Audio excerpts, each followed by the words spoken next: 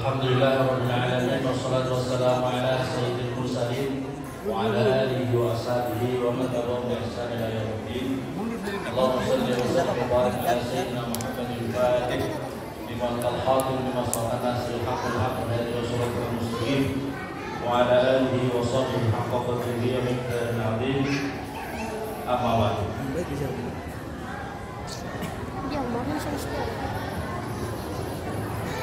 Al-Mukarramun, para alim, para ulama, para kiai, para ustaz, para sesepuh yang sangat saya hormati, Ketua Tatuk Masjid Bapak Haji Ali Syukur yang sangat saya hormati, Bapak Dr. Sukri Nawir yang sangat saya hormati, dan seluruh pengurusan takbir Masjid As-Solihin yang sangat saya hormati, ibu-ibu masih salim dimuliakan oleh Allah, hadirin wal hadirat yang berbahagia. Pertama-tama marilah kita panjatkan puja dan puji syukur kehadirat Allah Subhanahu wa taala atas segala limpahan nikmat dan karunia yang dianugerahkan kepada kita. Wabil khusus nikmat iman, nikmat Islam, nikmat kesehatan dan kesempatan, sehingga malam hari ini kita dapat hadir di sini di dalam rangka memperingati Maulid Nabi Muhammad SAW. Kedua kalinya salawat serta salam semoga senantiasa tercurahkan kepada junjungan kita Nabi Muhammad SAW yang telah mengantarkan kita semua dari suatu alam jahiliyah menuju kepada alam Islam.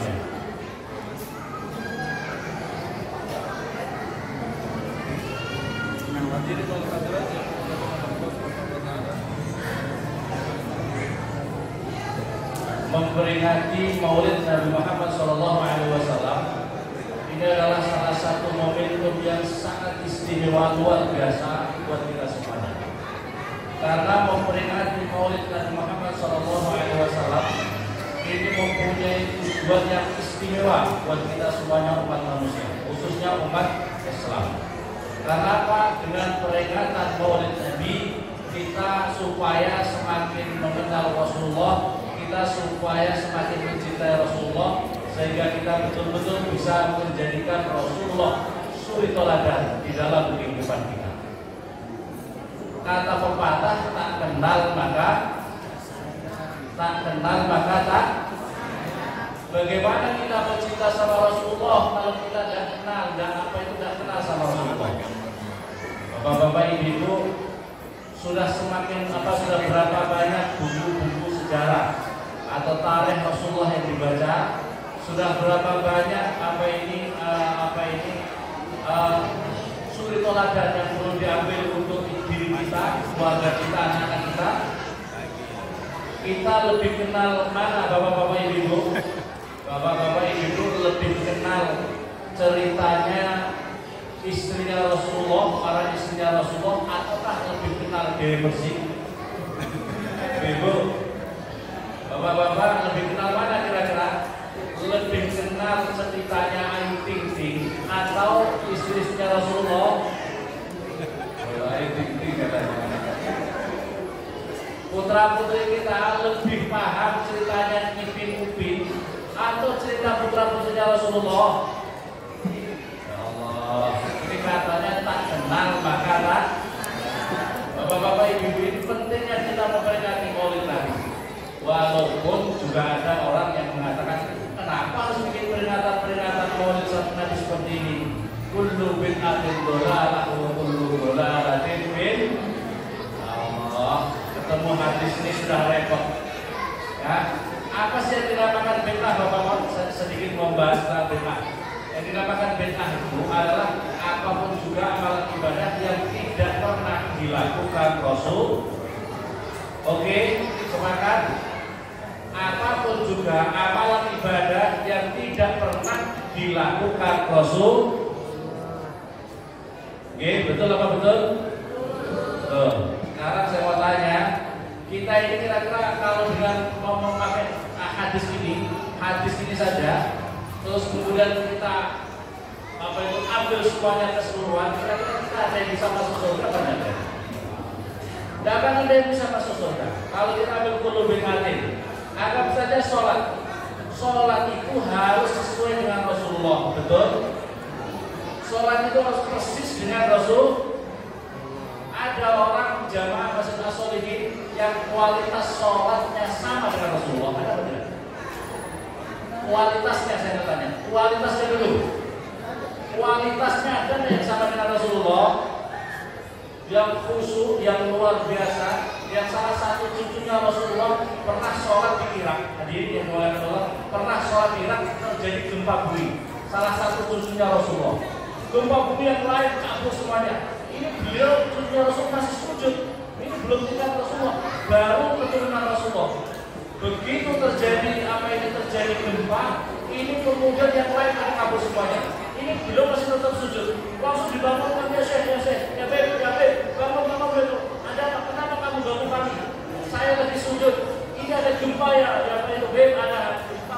Rasulullah Astagfirullah tidak mengetahui ada gempa. Ini apa itu salah satu keturunan Rasulullah SAW. Imam Ali Karamallahu wajah, kalau apa sampai terkena panah dalam perang, maka jangan waktu itu nggak ada yang untuk supaya rasanya tidak bius, tidak ada bius.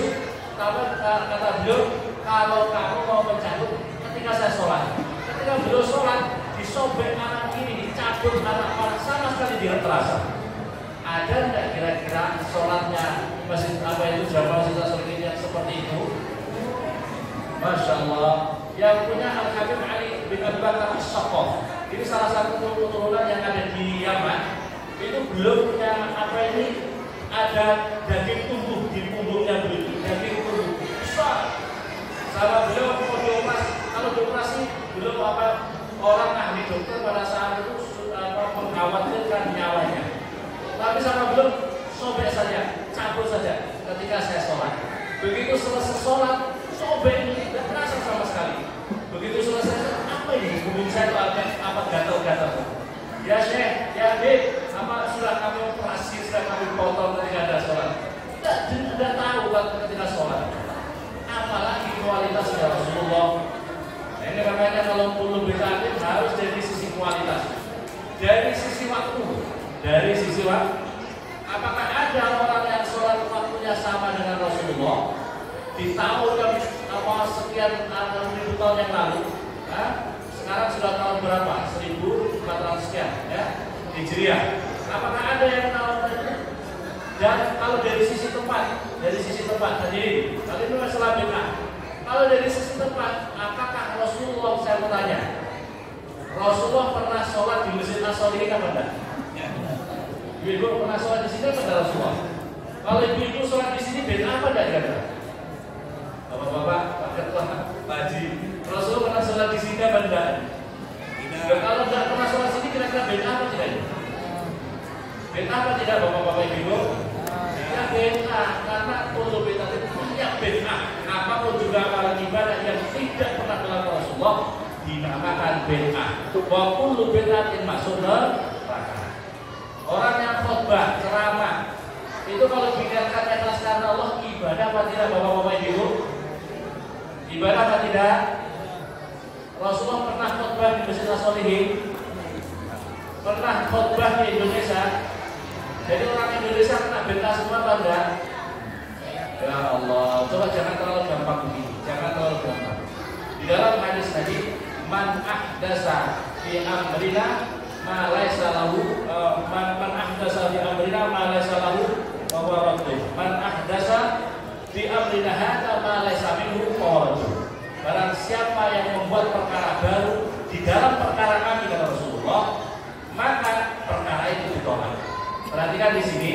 Jadi man ahdasa, barang siapa membuat perkara baru di dalam perkara kami, perkara agama ini, maka perkara itu harus ditolak.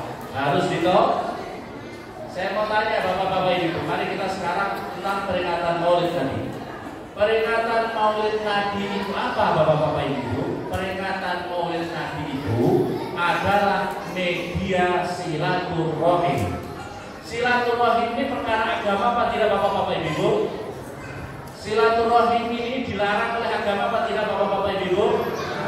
Diperintahkan oleh agama. Jadi Maulid Nabi, peringatan Maulid Nabi ini adalah media silaturahim sesama kaum muslimin. Yang kedua, masyarakat muslimin, peringatan Maulid Nabi itu apa? Peringatan Maulid Nabi itu adalah mendengar ada yang membaca dan mendengarkan bacaan Al-Quran, sebagaimana tadi Pak Ustadz kita Al-Habib, Pak Imam kita yang sudah membacakan Al-Quran. Membaca Al-Quran, mendengarkan Al-Quran, ini perkara agama apa tidak Bapak-Bapak Ibu? Dilarang bersama agama. Dilarang apa tidak Bapak-Bapak Ibu? Tidak di. Inilah peringatan Maulid Nabi. Peringatan Maulid Nabi itu apa? Peringatan Maulid Nabi itu dibacakan sholawat salam. Sebagaimana ibu tadi membaca sholawat salam. Pembacaan sholawat salam ini perkara agama dan Bapak-Bapak Ibu. Perkara agama apa tidak Bapak-Bapak Ibu? Diperintahkan oleh Allah dan Rasulnya. Apa enggak Bapak-Bapak Ibu? Diperintah. Inilah peringatan Maulid Nabi. Peringatan Maulid Nabi itu apa Bapak-Bapak Ibu? Peringatan Maulid Nabi itu adalah media untuk bersedekah. Bapak-Bapak Ibu ada yang membuat ini hiasan-hiasan telur. Ini karena Allah. Niat ini karena apa kira-kira? Karena cinta bersama Rasulullah, karena Allah dan cintanya kepada Rasulullah apa tidak? Mereka mengeluarkan sebagaimana yang disampaikan oleh Pak Dokter tadi, ada yang mengeluarkan berapa infaknya sekian banyak. Untuk apa ini? Untuk apa? Mereka tidak mencari jabatan, tidak mencari supaya dicoblos nanti kalau nanti pemilu, tidak. Ikhlas karena Allah. Ini perkara agama apa tidak Bapak-Bapak Ibu? Ini perkara agama. Masyarakat muslimin yang dimuliakan oleh Allah Subhanahu wa taala. Peringatan Maulid Nabi itu apa? Peringatan Maulid Nabi itu adalah kita supaya disampaikan pesan-pesan agama untuk supaya kita semakin mengenal Rasulullah Shallallahu Alaihi Wasallam. Ini perkara agama apa tidak Bapak-Bapak Ibu? Perkara agama. Hadirin wal hadirat yang dimuliakan oleh Allah Subhanahu wa taala. Peringatan Maulid Nabi ini istimewa, sangat luar biasa. Hadirin yang dimuliakan oleh Allah Subhanahu wa taala. Saya ini membaca kitab apa ini? Saya dikasih hadiah oleh yang Bapak-bapak Ibu mungkin kenal. Gus-Bah itu teman saya di pesantren. Saya dikasih kitab namanya Khosois Umat Muhammadiyah, umatnya Rasulullah sallallahu alaihi wasallam. Hadirin yang dimuliakan oleh Allah Subhanahu wa taala. Peringatan Maulid Nabi sebagaimana di dalam hadis yang cukup panjang, yaitu Nabiullah Adam alaihissalam. Ini diriwayatkan oleh Nabiullah Adam alaihissalam dan ketika melihat di tiang-tiang Ka'bah itu ada tulisan La ilaha illallah Muhammad Rasulullah. Maka kemudian Adam itu minta sama ya Allah, aku kesalahanku, aku punya salah kepadamu ya Allah, ampunkanlah segala dosa-dosaku. Maka kemudian Allah Subhanahu wa taala, wahai Adam, aku apa ini? Laulahu ma khalaqtuka. Saat tadi bihaqli, kamu meminta dengan haknya Muhammad, maka aku ampunkan dosa-dosamu. Kata Allah Subhanahu wa taala dalam hadis qudsi, laulaka walaulahu ma khalaqtuka. Kata Rasulullah, kata Allah Subhanahu wa taala, andaikan tidak karena Muhammad itu wahai Adam, maka aku tidak ciptakan kamu. Andaikan tidak karena ada Muhammad itu wahai Adam, aku tidak akan menciptakan kamu. Makhluk. Dan oleh karena itu wujudnya Nabi Adam, wujudnya alam semesta ini karena Nur Muhammad. Allah menciptakan sebelum ini semuanya adalah yang diciptakan Nur Muhammad. Di dalam keterangan hadis Nabi yang lain, ini hadis yang laulahu ma khalaqtuka. Andaikan tidak karena Muhammad, kamu juga tidak akan menciptakan. Ya, dalam hadis Nabi. Dalam hadis yang lain, walaupun ada terjadi perselisihan di antara ulama hadis, tetapi artinya sejalan dengan ini. Laulaka ya Muhammad ma khalaqtuka. Andaikan tidak ada kamu ya Muhammad, aku tidak ciptakan alam semesta ini. Di dalam keterangan hadis Nabi ini dikuatkan oleh hadis-hadis yang lain. Ana sayyidu waladi Adam wala. Saya ini adalah pemburunya keturunan Nabi Adam dan tidak ada kebanggaan dalam hal ini dan tidak membangga-banggakan. Rawah Muslim, Abu Dawud, At-Tirmidzi, Ibnu Majah. Maka oleh karena itu hadirin yang dimuliakan oleh Allah Subhanahu wa taala, oleh karena itu ini luar biasa kita memperingati Maulid Nabi Muhammad sallallahu alaihi wasallam karena dengan memperingati Maulid Nabi ini supaya kita semakin mengenal Rasulullah. Hadirin, saya ingin bercerita beberapa hal. Di antaranya yang merindukan Rasulullah tidak hanya manusia. Yang cinta yang merindukan Rasulullah tidak hanya manusia. Rasulullah ketika hijrah sama Abu Bakar Siddiq, apa ini berada di Gua Sur.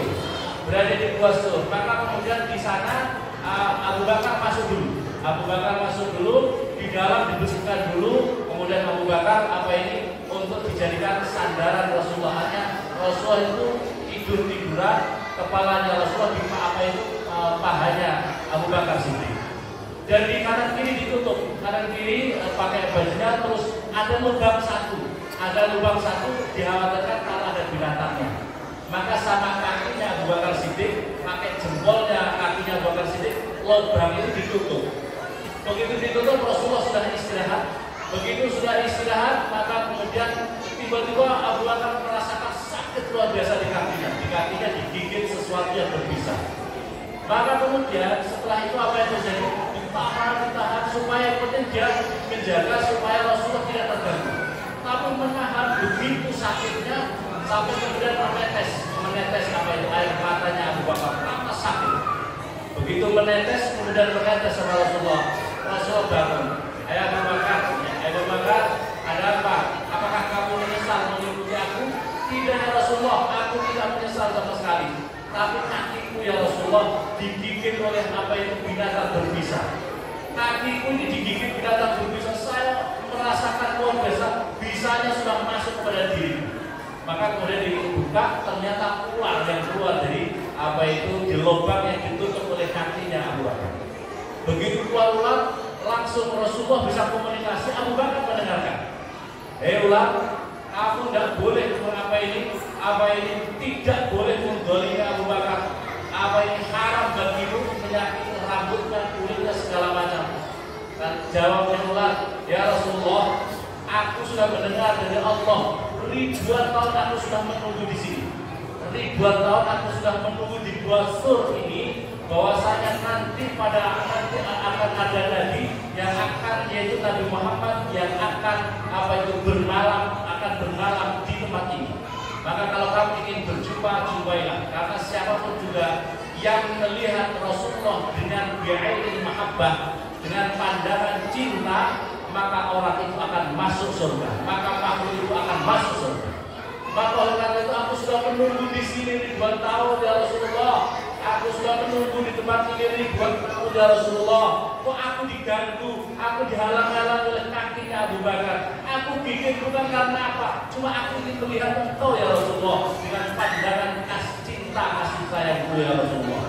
Maka kemudian Rasulullah mengusap sakitnya Abu Bakar, dan Abu Bakar seketika sudah sembuh. Maka hadirin yang dimuliakan oleh Allah, ular saja itu rindu sama Rasulullah. Ular saja rindu sama Rasulullah supaya dengan itu bisa ikut bersama Rasulullah nanti di akhirat, bisa masuk di surga Allah Subhanahu wa taala.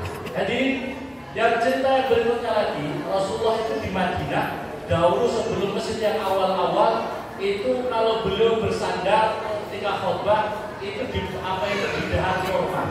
Ada di dahan kurma. Kemudian lama beliau pakai itu dahan kurma untuk khutbah.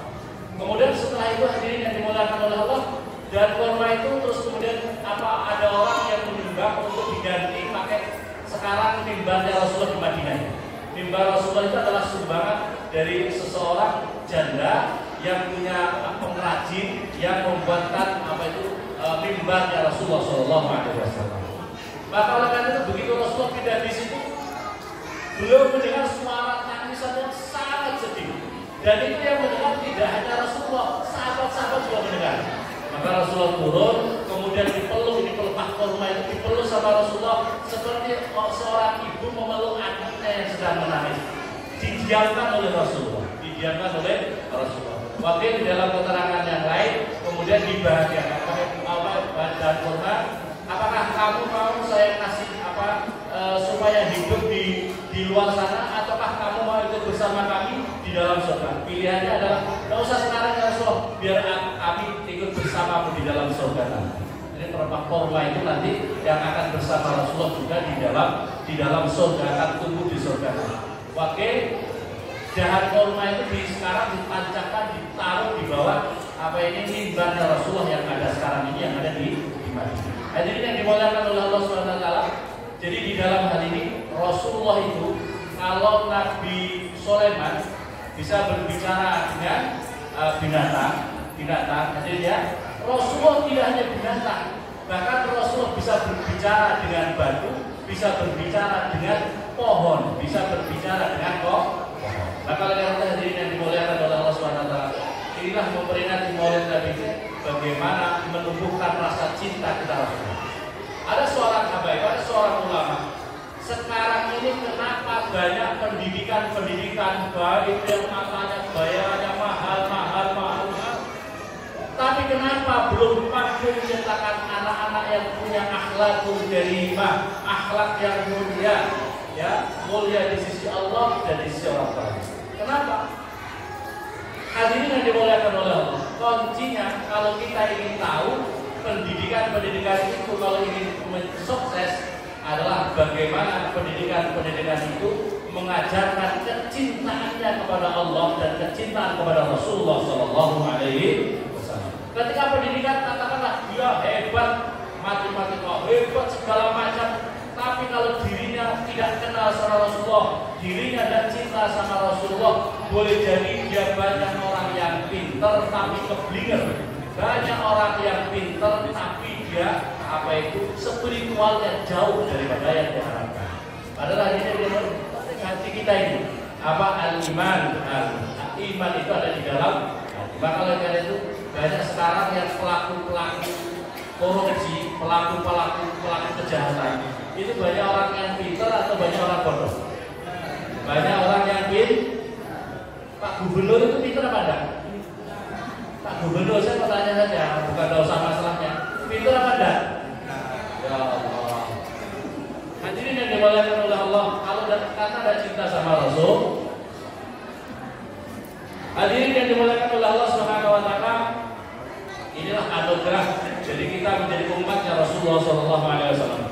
Di dalam Al-Quran diterangkan, kenapa kita perlu mencontoh Rasulullah? Kenapa perlu kita mensuri teladan Rasulullah? Laqad kana lakum fi Rasulillahi uswatun hasanah liman kana yarjullaha wal yawmal akhir wa taqallah.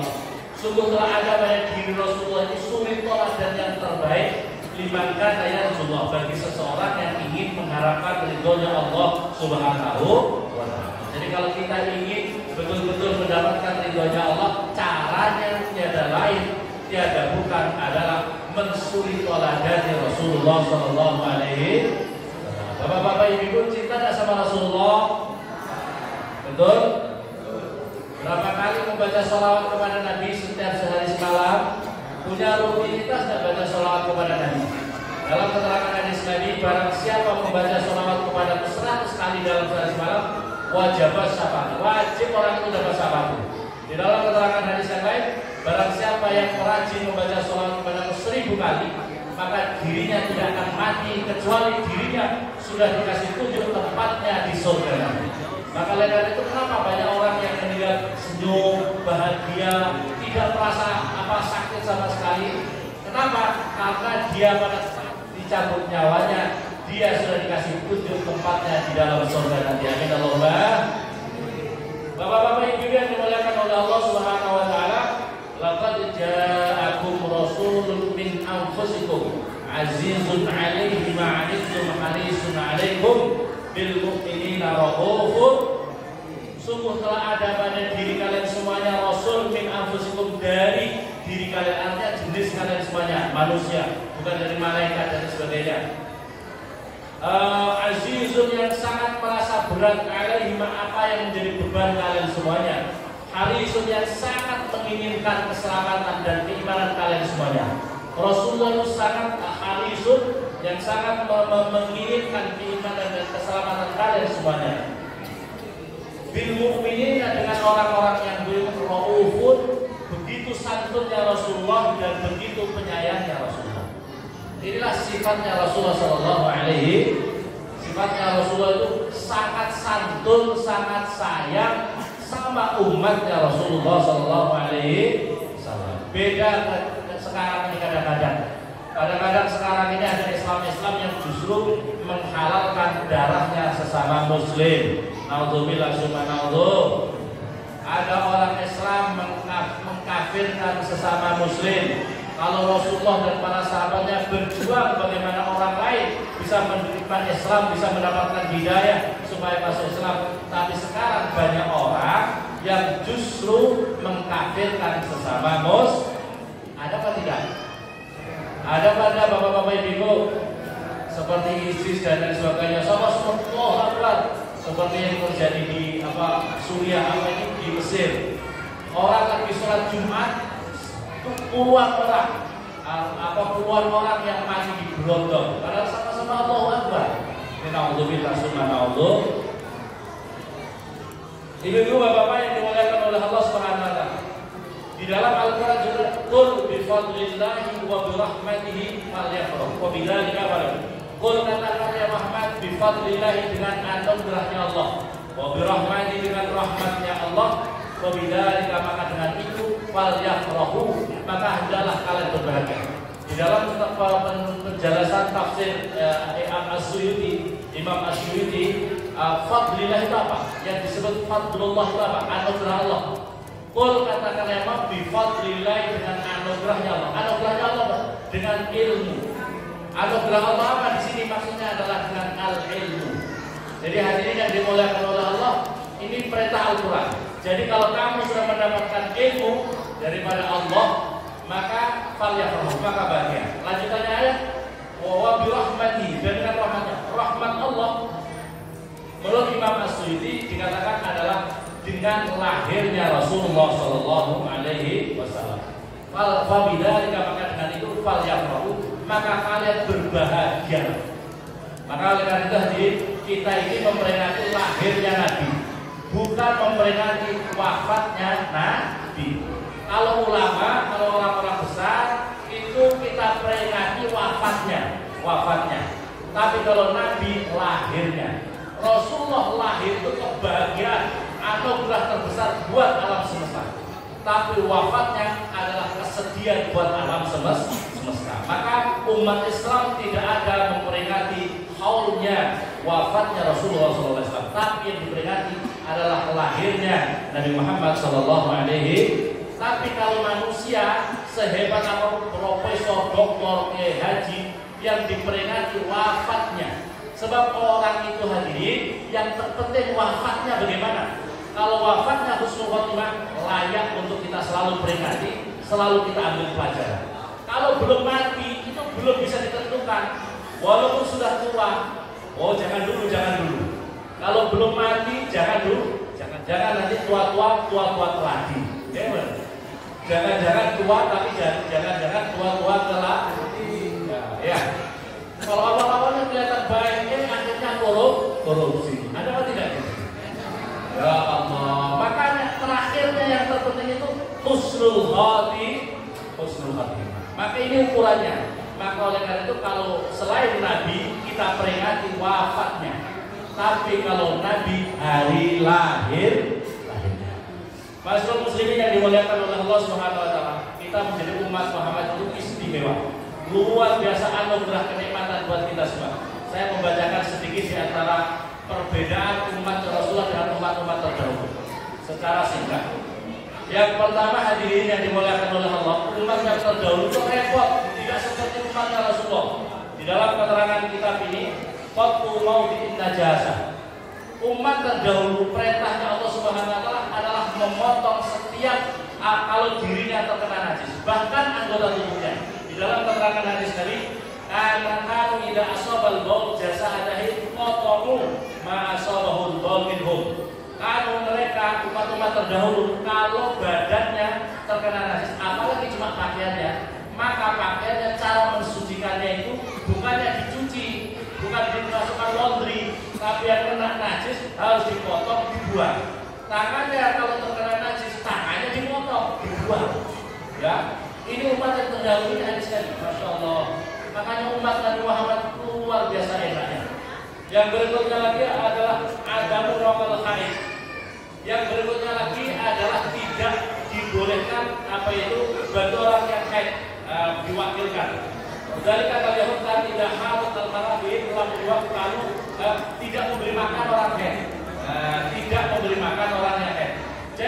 zaman dahulu kalau ada istrinya, keluarganya, anaknya haid, maka harus dipindah, tidak boleh berkumpul satu rumah, harus ditaruh di rumahnya mewah, harus dibikin tenda-tenda di kebun. Zaman dahulu, zaman rumah tangga, nggak boleh dikasih makan, nggak boleh diajak ngobrol, nggak boleh diajak ngobrol, harus taruh di luar rumah, tidak boleh disertai, dibersamai, tidak boleh diberi makan, tidak boleh diberi minum, harus cari-cari sendiri. Ini umat zaman dahulu, umatnya Rasulullah, enaknya Masya Allah, walaupun haid, walaupun halangan, istrinya, anaknya boleh berkumpul di rumah. Yang penting tidak boleh apa? Tidak boleh ya. Isna'u kulla syai'in illa nikah. Ta'inul qisas bil 'amdi wal khata'. Yang berikutnya lagi umat terdahulu diwajibkan fardu ain untuk dikisos sengaja maupun tidak sengaja.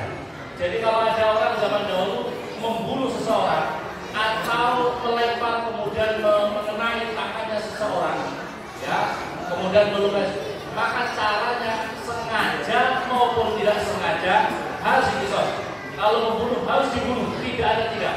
Kalau dia sampai memotong tangannya orang harus dipotong. Islam begini, ya, Islam itu Masya Allah pokoknya adil. Tapi zaman Muhammad boleh dengan dia. Kalau keluarganya dirunding, bagaimana? Pokoknya ini mati. Kalau pokoknya saya ganti ya. Kalau pokoknya ganti 100 sapi. Tidak apa-apa, keluarganya ikhlas 100 sapi boleh, tidak apa-apa. Ikhlas berarti orang ini tidak dibunuh. Orang ini tidak dibunuh. Ini kalau apa ini hukum Islam boleh ada diat atau ada denda. Qatlun nafsi bitawbah. Yang berikutnya lagi umat terdahulu hadirin yang dimuliakan oleh Allah, membunuh jiwa.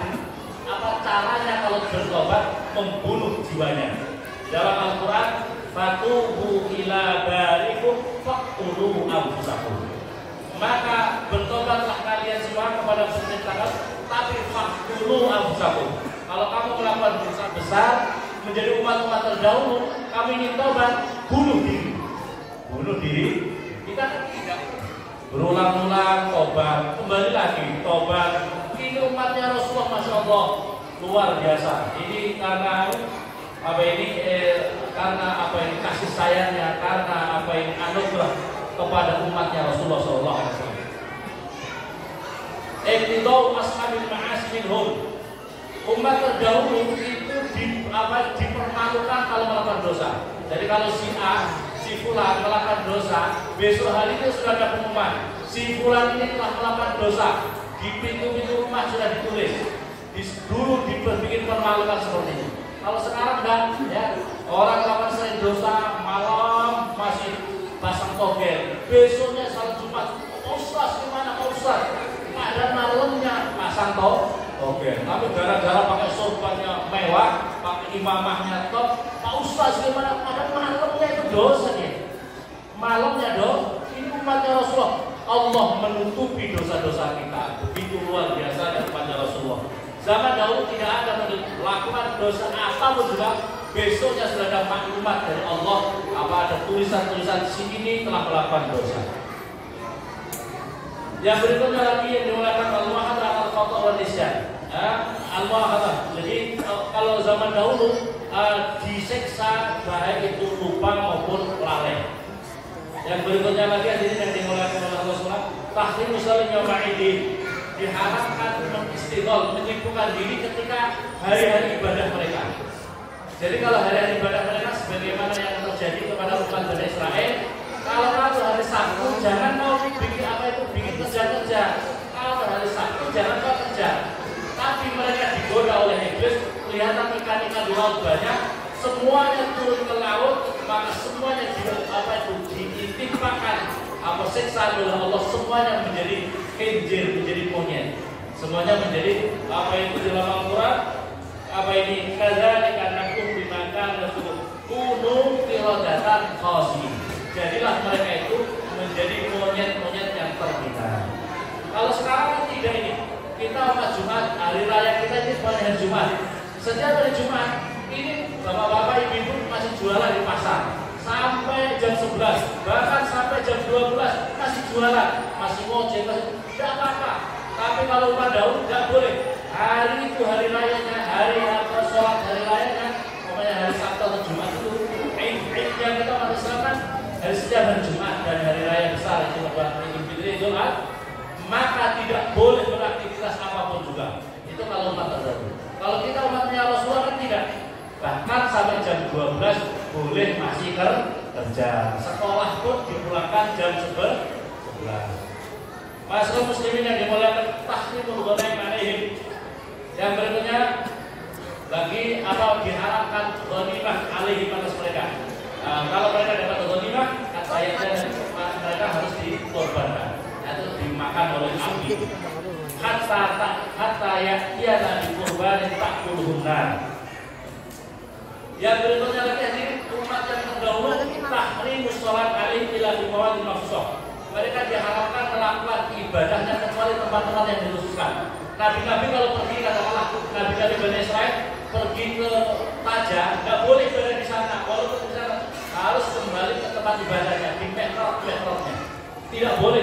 Kalau kemudian jamaah bapak-bapak di sini masjid Al-Soli harus di sini, tidak boleh di tempatnya yang lain. Kalau kita umat Islam tidak, umat Islam sholat di sini boleh, masjid boleh, di mana saja boleh. Ini masya Allah, ini istimewanya umat Rasulullah SAW. Yang berikutnya lagi umat terdahulu cara bersihnya harus dengan air, tanpa air tidak boleh. Kalau umatnya Rasulullah boleh, kalau tidak ada air boleh dengan debu, dengan tayamum. Hadirin yang dimuliakan oleh Allah, ini beberapa hal keistimewanya umat Rasulullah, maka seharusnya kita berbahagia, dan di antara cara berbahagia bersyukur atas lahirnya Rasulullah SAW adalah bagaimana kita memperbanyak membaca sholawat kepada Nabi. Bapak-bapak ibu-ibu kalau bisa jangan lupa sholawat kepada Nabi minimal 1000 kali. Ya, kalau 100 kali itu biasa-biasa. Tapi kalau 1000 kali diterangkan di dalam hadis, barang siapa yang rajin baca sholawat maka pundaknya sama pundakku kata Rasulullah berjejer bersama-sama masuk surga. Seolah-olah tidak ada hisab lagi. Karena apa? Pundaknya sama pundakku berjejer bersama kami rombongan kami masuk surga. Tapi kalau 100 kata Rasulullah, dia itu maka dapat syafaat. Syafaat itu ketika dia sudah sedemikian rupa prosesnya repot, koordinasi masuk neraka, datang syafaat untuk mengangkat orang itu masuk surga. Kita kan sudah ketakutan dulu. Tapi kalau 1000 tidak ada urusan. Pundaknya sama pundakku berjejer bersama aku masuk surga. Dalam keterangan yang lain diterangkan, maka dirinya tidak akan meninggal dunia kecuali dirinya sudah dikasih tunjuk tempatnya di surga. Barangkali demikian yang saya sampaikan, kurang lebihnya saya mohon maaf. Dan Assalamualaikum warahmatullahi wabarakatuh.